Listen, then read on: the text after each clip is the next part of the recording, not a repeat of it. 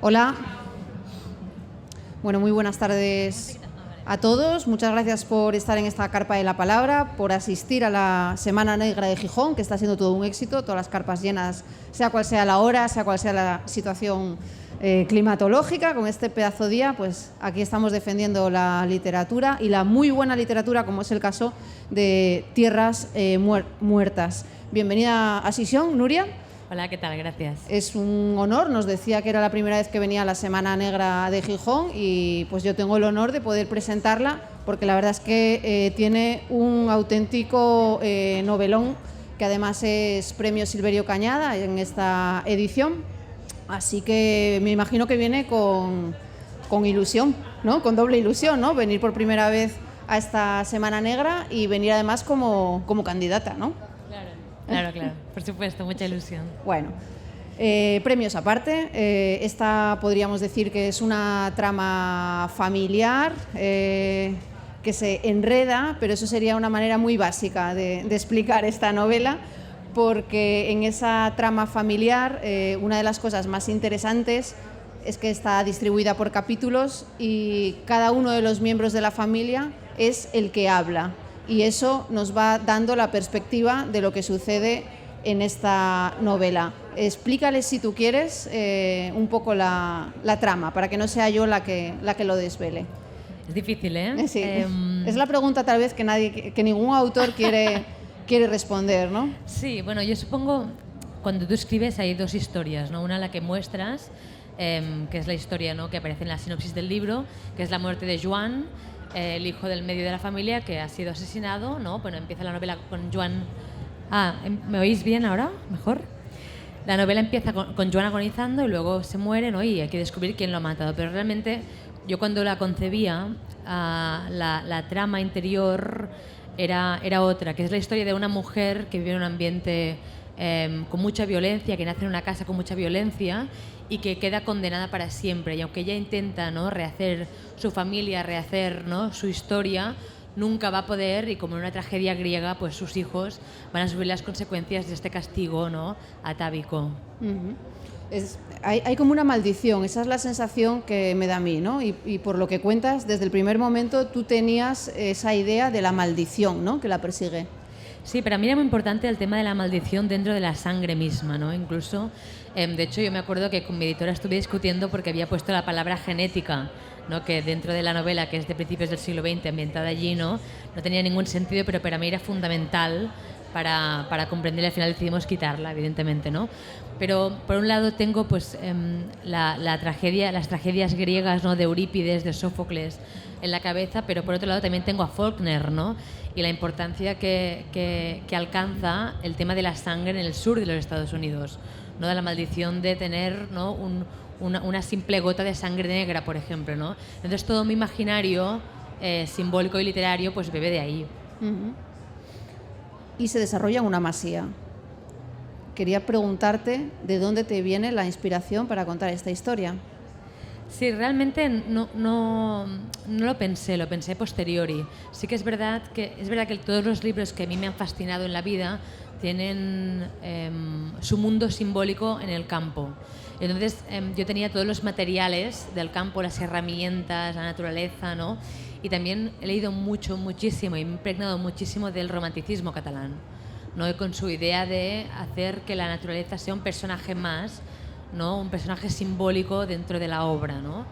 Y esto, sin darme cuenta, lo había mamado y lo había escupido, ¿no?, de alguna forma, porque sí, era muy consciente de que era mi primera novela y que como primera novela tenía una deuda con los autores que a mí me habían fascinado.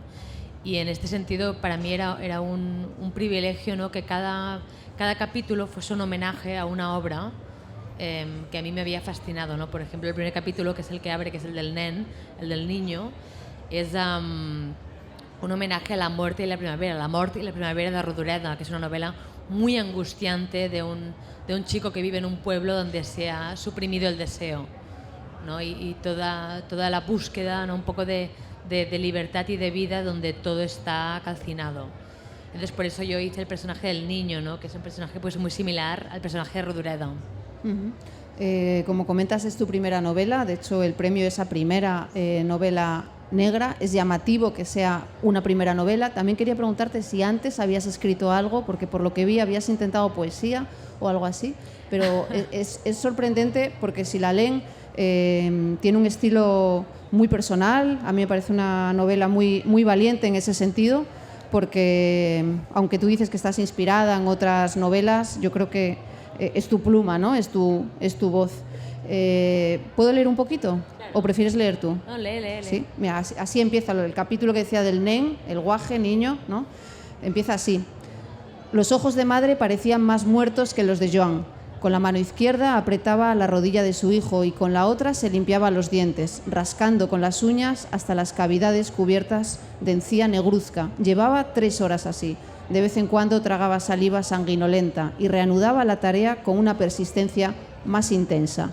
Mi hermana danzaba de aquí para allá, cambiando el agua del barreño por agua más fresca, y se encargaba, mientras le daba el pecho a la niña, de ponerle paños húmedos en la cabeza al moribundo, a quien no parecía abandonar el delirio de la fiebre. Puede ser que en este primer capítulo, el del niño, haya una visión más poética que en el resto de confesiones de los diferentes personajes. Puede que sea donde más late esa mirada poética que tú debes de tener.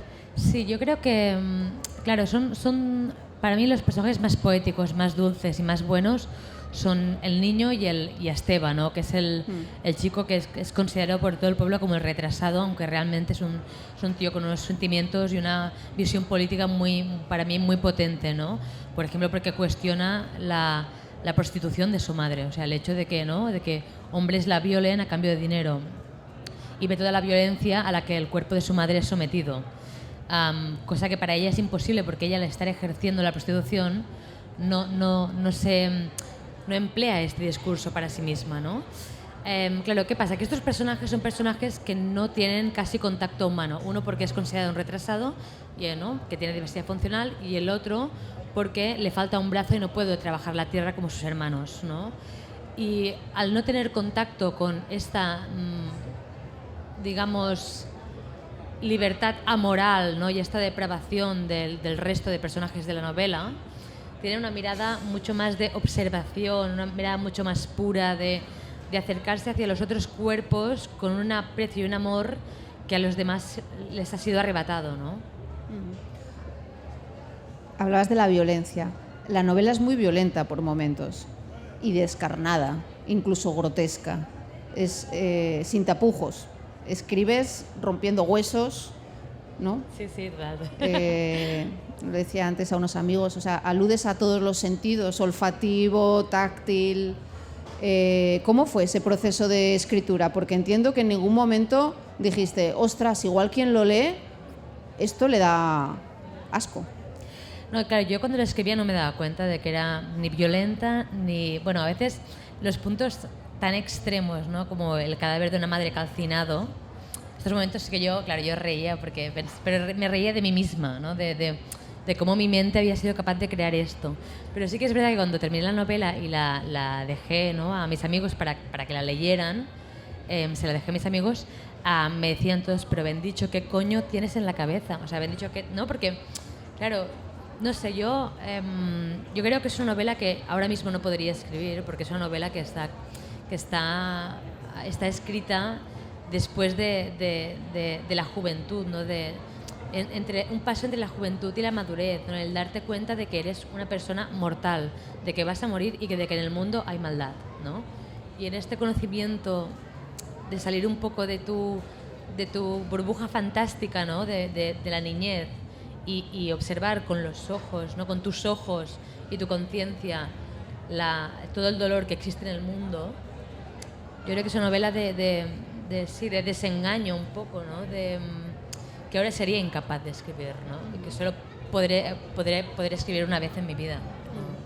Claro, por eso te preguntaba antes que en qué te habías inspirado, porque no deja de ser llamativo que una persona nacida en el 95 tuviera esta visión del mundo tan oscura, ¿no? Tan sumamente de alma podre, ¿no? Tan vengativa por momentos, de una familia con una familia, no sé cómo definirla, una familia muy, muy, muy complicada en esa genética y en esas relaciones. y por eso, bueno, no sabía si venía de alguna experiencia, ¿no? En tu biografía se dice que estuviste trabajando cortando pinos. ¿Dónde era? Abetos, a todo el mundo le hace gracia. ¿Abetos? En Dinamarca. Sí, no sé si en Dinamarca viste alguna escena así que te inspirara o no, es puro realismo mágico catalán. Sí, yo creo que es, bueno, por un lado evidentemente son las lecturas que yo llevo detrás, o sea, William Faulkner y todo el decadentismo catalán y el romanticismo catalán, que me han permitido y me han dado las palabras para fijarme en la miseria del mundo, en la enfermedad, ¿no? Claro, al final, a mí Faulkner, cuando lo descubrí a los 20 años, me cambió la vida. Yo nunca he vuelto a amar de la misma forma, ni a respirar de la misma forma, ni a pensar de la misma forma. O sea, Faulkner me ha permitido observar la naturaleza con una calidad que hasta ese momento yo no sabía que existía, ¿no? Y evidentemente pues esto es lo que yo plasmo en mi obra. Y por la parte personal, yo creo que todos hemos sufrido y todos hemos salido de la niñez, ¿no? Y del mundo de cuidado de nuestros padres y nos hemos expuesto al mundo. Pero es que si además te han dado las palabras para observarlo y para darte cuenta y ser consciente de este paso, yo creo que puedes crear una obra, ¿no? Hablábamos eso de un estilo muy concreto, muy personal, con muchas influencias literarias, pero no nos engañemos, aquí hay una trama muy clara, alguien ha matado a alguien dentro de la familia y queremos descubrir pues quién es el asesino. De alguna manera podría ser hasta un inicio clásico.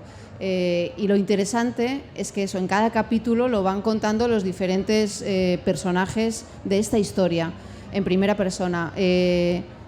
¿Cómo te organizaste?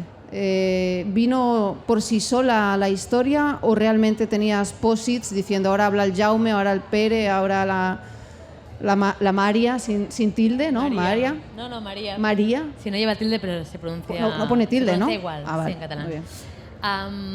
Sí, el hecho es que, claro, a mí me vino la primera escena, me vino casi la escena final de la novela, el motivo por el cual Joan se va 3 años y vuelve, ¿no? Al cabo de tanto tiempo. Es una escena muy violenta y muy fuerte, entonces yo como escritora, que tenía muy claro que quería escribir 12 años antes de empezar la novela, pero no tenía ninguna historia, tuve claro que esta era la historia que quería contar y que tenía que llegar aquí. Entonces, para llegar aquí, claro, yo misma lo planteé como una historia de suspenso, ¿no? Conmigo misma, ¿no? Es decir, ¿cómo coño llego allí, ¿no? Y entonces la creé desde el suspenso, pero no fue una estructura así pensada. Sí que es verdad que la novela la he estado escribiendo durante 5 años, no he usado ningún papel ni ningún esquema, pero sí que he estado 5 años, ¿no? De los 20 a los 25, pensando cada día en mi novela. Cada día en los personajes, cada día en cada mirada, cada punto, cada planta, ¿no? Y el hecho de decir hacer polifonía de voces, por ejemplo, que fue una elección, fue por 2 motivos muy claros. En primer lugar, porque era mi primera novela, no había escrito nada antes, unos poemas, como ha dicho Carolina, pero muy malos, demasiado malos, entonces descarté rápidamente ser poeta, no me interesó para nada porque veía que no tenía talento allí. Y claro, era mi primera novela, por lo tanto yo sabía que en algún momento, o en muchos momentos, iba a encontrarme con problemas técnicos, que no podría llegar a ciertas escenas que estaban en mi mente, pero que mi técnica no me iba a permitir llegar allí, ¿no? Y el hecho de hacer la polifonía de voces me permitió que cuando yo no llegaba con un personaje a narrar una escena que yo quería llegar, me inventaba otro personaje. Evidentemente con la dificultad de que debía inventarme pues una personalidad concreta para cada personaje, tenía que inventarme, ¿no? Todo un mundo interior para cada personaje, pero de alguna forma salvaba. Y por otro lado, claro, yo soy muy autora de como he dicho, ¿no? Del romanticismo catalán y del decadentismo, de esta visión parcial de la naturaleza y de esta idea de que al final la realidad la construye el lenguaje, o sea, es el lenguaje el que nos permite observar el mundo, ¿no? Y que al final no hay un realismo, no hay un narrador omnisciente capaz de narrar la totalidad de todas partes, y quería jugar con esta visión parcial de la realidad. Y cuando tú vas leyendo cada personaje, claro, vas leyendo los demás personajes de forma distinta, vas leyendo incluso los personajes que hablan de forma distinta como han sido narrados hasta ese momento. Incluso cuando al final de la novela, ¿no? La persona cuenta, ¿no? Se cuenta quién ha sido el asesino o asesina, quien lo oye ni lo cree. Ya. Ni lo cree, ¿no? Y este punto de realmente esto ha pasado o no ha pasado, ¿no? Al final, ¿cuál es el poder de la narrativa dentro de una obra y dentro de la realidad? Y es interesante en esa manera de estructurar la novela que cada personaje va dando detalles de cómo fue la historia y el lector va avanzando en el conocimiento de quién fue el asesino o asesina. Y en ese capítulo final, algo que me llamó mucho la atención, quien escucha esa historia mientras cuida a Tomás, habla de una historia de amor. Entonces, ¿tú lo ves como una historia de amor? Porque claro, en principio para nada, y ahí te da un vuelco la historia, en las últimas páginas. Claro, yo creo que el intento... Y no estropeo nada, ¿eh? El intento por mi parte siempre ha sido tener compasión por todos mis personajes. Yo creo que dentro de la violencia con la que yo los hago actuar, siento amor por ellos, ¿no? Al final los he creado y he estado muchos años con ellos y no quería en castellano, deslegitimar a nadie, ¿sí? Deslegitimar a nadie, no quería menospreciar a nadie, simplemente pues quería esto, homenajear mi tierra, que es Cataluña, hacer unos buenos personajes y que sí, y que los escritores, ¿no?, catalanes a quien yo admiro estuvieran orgullosos pero siempre con bondad, ¿no? Porque creo que yo creía que si no me dirigía hacia ellos con compasión sería una mala novela, porque no podría haberlos comprendido nunca. O sea que hay amor. Sí, yo creo que sí, pero hay amor hasta en la violencia, hay amor, ¿no? En el ser humano. Eso es muy Tarantino. Sí. ¿Te sientes cómoda con la etiqueta western rural? Sí, me siento cómoda con todas las etiquetas, sí. Quiero decir, está bien porque, claro, te ponen en distintos sitios y vas conociendo a distinta gente y distintos libros, ¿no? Bueno, me parece riqueza. Me parece riqueza, sí.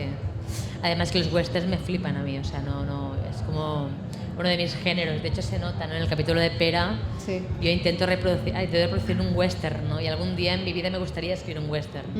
Esto sería un western catalán. Bueno, ya lo has escrito, ¿eh? No, pero más western todavía. Sí, me encantaría. Muy bien. Una cosa que me resultó simpática es que mientras lo leía, por algún motivo yo me estaba acordando de Juan Rulfo. Y no sé muy bien por qué. Y cuando lo terminé, digo, ¿de quién es esta portada? Y es una fotografía de Juan Rulfo. O sea, estas conexiones de los libros que son alucinantes, estas vivencias, estas casualidades. ¿Elegiste tú la portada? ¿Conocías la obra fotográfica de Juan Rulfo? Me la enseñó mi editor y yo acepté poner esta foto. A mí lo que me pasa con Juan Rulfo es muy curioso. Yo he leído muchas veces a Juan Rulfo porque lo tiene todo para que me guste, ¿no? Tanto El Llano en Llamas como Pedro Páramo, pero nunca me ha gustado. Pero yo creo que al haberlo leído tantas veces... Algo se pega. Algo se me ha pegado. Sí, porque todo el mundo ve a Juan Rulfo cuando me lee y es curioso, ¿no? Porque no es un autor que yo ni defienda ni nunca he defendido. Como fotógrafo me gusta mucho. Yo quería poner una imagen de Cristina García Rodero, que también tiene como un aire similar, ¿no? Que habla de la España rural, la fotografía, etc. Pero, no sé, yo creo que es de tanto leerlo, No me disgusta que vean a Rulfo, ¿no? Porque es un autor que yo creo que debería gustarme, pero nunca lo he disfrutado como he disfrutado de otros autores o autoras. Muy bien. No lo hemos dicho, pero esta novela, como todo lo que escribe Núria, está escrito de manera original en catalán. Tiene muchísimo éxito en Cataluña y de hecho no sé si fue finalista, estuvo entre las obras recomendadas en el premio Anagrama, ¿verdad? ¿Es así? Y luego se ha publicado en castellano. Antes de este encuentro me decía que vive de la literatura. Una persona tan joven y claro, pues a todos se nos cae la baba, ¿no? A los que escribimos. No sé si nos quieres contar, bueno, pues un poco cuál es tu situación a día de hoy, si estás escribiendo algo, cómo se hace para poder vivir de la literatura. A lo que voy es qué diferencias tan grandes hay entre nacer en una comunidad autónoma o en otra que apuesta por los autores locales y la cultura. Sí, bueno, primero cómo se hace, pues ahorrando mucho y gastando muy poco. Yo creo que esto es uno de los, ¿no? Claro, yo vivo de forma autosuficiente, no consumo agua ni las luces del sol, o sea, la electricidad la tengo del sol, de las placas solares. Claro, tengo un estilo de vida también que me permite vivir de la literatura, porque si viviera en Barcelona, por ejemplo, no podría, o sea, no podría pagar el alquiler, no podría pagar nada, pero el modo de vida autosuficiente permite, no solo ayudar al mundo con la ecología, sino también pues vivir de una forma más sana con uno mismo, ¿no? Teniendo más tiempo, por ejemplo, ¿no? Porque gastas menos. Yo creo que antes le decía que yo considero que en Cataluña, dado que somos una nación sin Estado y la única forma a veces que parece que la nación se mantenga, que es a través de la lengua y a través del arte, ¿no? Y a través de la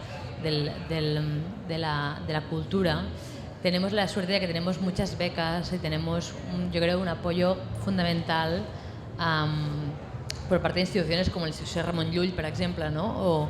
o de muchas otras, porque dado que tenemos, ¿no?, pues un Estado que intenta abolir nuestra cultura constantemente, tanto la lengua, ¿no?, ahora lo hemos visto con la impartición del 25%, etcétera, ¿no?, o por parte de un Estado con las leyes muy fuertes, o por parte de, ¿no?, una deslegitimización, porque esta palabra me cuesta, en castellano, por un intento por un menosprecio constante de nuestra lengua como si fuera un apéndice de la cultura española.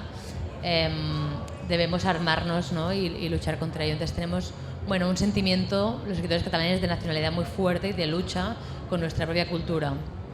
Y no sé si respondo un poco. Yo creo que es fundamental, ¿no?, porque, por ejemplo, tú como autora catalana te ponen siempre dentro del Estado español como si fueras una autora española, pero nunca lo has sido, ¿no? O sea, yo antes les contaba a mis amigas que a veces cuesta entender, por ejemplo, en España, de que somos una generación, la mía, que ya no nos sentimos parte de España. O sea, yo no me concibo española, yo pienso en catalán, quiero en catalán, bailo en catalán, ¿no? Respiro en catalán, entiendo el mundo de forma catalana, ¿no? Y nunca me he sentido española. O sea, ya no hemos tenido ni este sentimiento. Por lo tanto, cuando nos meten a los que hacemos literatura catalana como si fuéramos literatura española, ¿no?, fuera o incluso dentro del territorio español, claro, nos duele, porque de alguna forma es una forma de abandonar la riqueza del sitio de donde yo provengo, ¿no? Un ejemplo muy claro, por ejemplo, yo creo que es cuando yo publiqué la traducción en castellano, que evidentemente yo no me la traduje porque al tener el castellano como lengua impuesta, yo no quería que mi catalán se viera modificado por la gramática del español y por lo tanto no quería ver ningún texto mío en español, ni siquiera la he leído.